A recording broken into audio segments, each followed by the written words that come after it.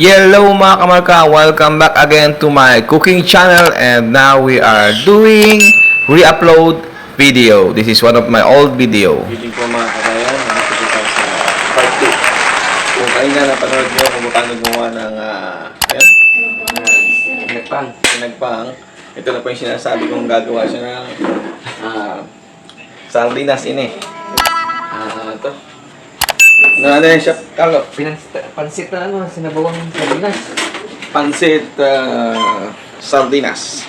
Yan. Kung wala na po kayong budget, yan po ang pangkatapusan na po yan. To survive here in Dubai. Yan. Meron pong kamatis, onion, chili, kung gusto nyo mahal mag-chili, garlic, brought to you by Young Town. Okay? Young Town. Ang pang-survive ng mga Pilipino. Tapos ito po, bihon. Okay po. Pinainit na po ang ating paglulutuan. Okay. Ayan po mga kabayan, nilagyan na po ni Chef Master Carlo ng mantika. Pinapainit na po niya. Okay.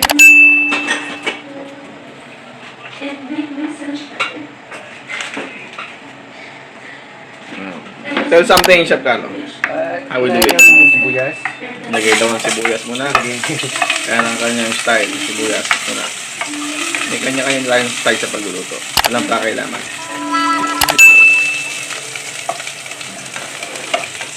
Tapos ang bawang. Lagay ang bawang. In English, garlic and onion sauté.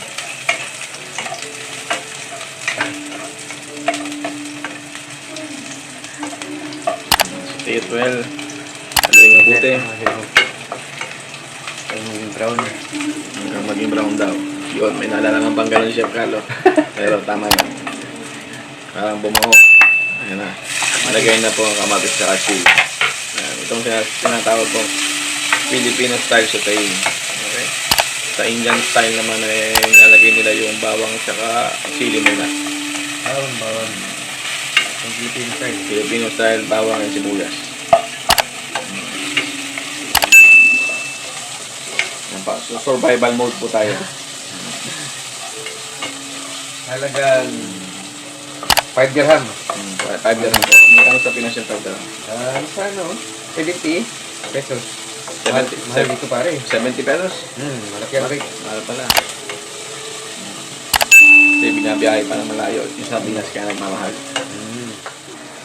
Pula pag-yes ka pero mapula. Binuksan niya na po ang sardinas. Naiwagan ng sardinas. Ngayon na po siya. Madaling lutuin. Dito mo lang ito eh. Easy mode cooking. Ayan na. Ilalagay na yung kanyang sardinas. Brought to you by Young Town. Batang-batang. Ano ba yan? Ha? Batang-batang tuna. Batang-batang tuna. Yan. Taon. Young Town. Nilagyan niya ng tubig. Yun na po sinukat sa lata. Ayan.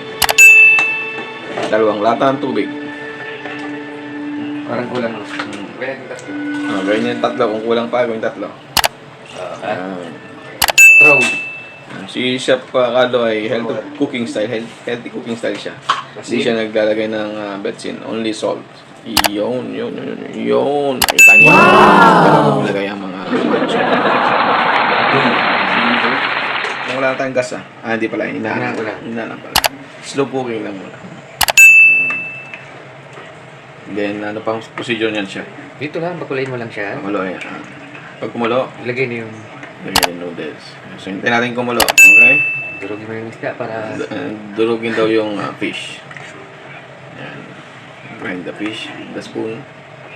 The big ladle. Yan. Ito. Lagyan lang. Yos. Ayan. Nilalagay niya po unti-unti. Tigas pa rin. Tigas ba? Dapat binabad mo sa tubig. Pero yun ang kanyang style. Okay? Yan. Iniwan niya sa dalawa. Hindi kayang hiwain. Hindi daw kayang iwain niya. Parang ulas ng buto pa rin. Ayan. Yun lang. Lagay mo na. Lagyan ka na. Ganon din yan. Ayan.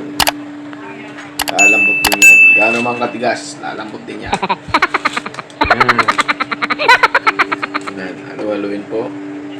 Yan sa lamambutan. Hindi kaya nailon tong nabili ko pare. Mga alambre yan ah. Baka yung pinagsasampayan ng kapitbahay natin. Parang kukulat sa Saan? tubig. Tubig. Sige, dagdagan pa ang tubig. Hindi. Ayan ang mga po mga kabayan, kumukulo na at lumambot na ang kanyang noodles. Pati hindi ubo. Eh kagabi walang udong. Okay, naman sa tapat ubo. Walang udong eh. Ano ba yung udong? Kung Bisaya yun pare. Bisaya ba yan? Sa mga Bisaya, naintindihan niyo yung udong, ha? Okay. Ayan. Patiin mo yung ating mga Bisayang kaibigan, mga kabayan. Yung Bible mo gud ni. Yun. Ito talaga sardinas saan eh. Okay. Yan po. Ganda po kami kayaman dito sa ibang bansa. Yes. Special na po sa amin yan. Pero parang naka-vlog pare yan. Kablagyan. Para malaman ng mga ating mga kababayan na nasa Pilipinas ng buhay na rin dito sa abroad ay ganito. Makulo na siya, makulo na. Nagkaman tubig. Yung... Sure kung makita kung anong buhay dito. Ayan. Pakita ko sa inyo mga itsura. Bakit ka lang sa- Ano ba yan? Kasanay ko lang ako sa dalawa ha. Sige lang Bago po. nakakasingin, wala kasi sa akin. Sige, singin mo lang sila. Tuwing kita yun. Sa mga susunod kong video, papakita ko po kung anong sinasabi niya sinisingil. Gumagawa po kami dito ng mga pagkain kakaiba. Okay. Hindi maalat ba to? Buhay abroad. Ano ba siya? Malat? O matamis? Ito pa nga. Ano ba naman? Okay. Basta po mga kaibigan, hintayin lang kumulo at lasahan lagi. Pag okay na, tapos na ang pansit, sardinas. Ito lang lumambot. Ano naman ba? Ayos Hindi na. na tigil ko pansin. Okay, basta samahan nyo lagi ng pagmamahal. Okay po, pag nuluto kayo, lagi nyo samahan ng pagmamahal. Okay na po mga kaibigan, kabayan, sinasali na ang sardinas. Hindi pala sardinas, sorry. Ayan ba ito? Ayan nga yung ano. Ito pala yung ating sardinas, di ba pala? Napakulo pa yung naman ito eh. Ayan. Okay, basta po mga kaibigan, yan na po ang ating survival menu for tonight. Araw ng Biyernes, day off namin mga kabayan dito. Imaginative, strong-hearted. You must try things that may not work. And you must not let anyone define your limits because of where you come from. Your only limit is your soul.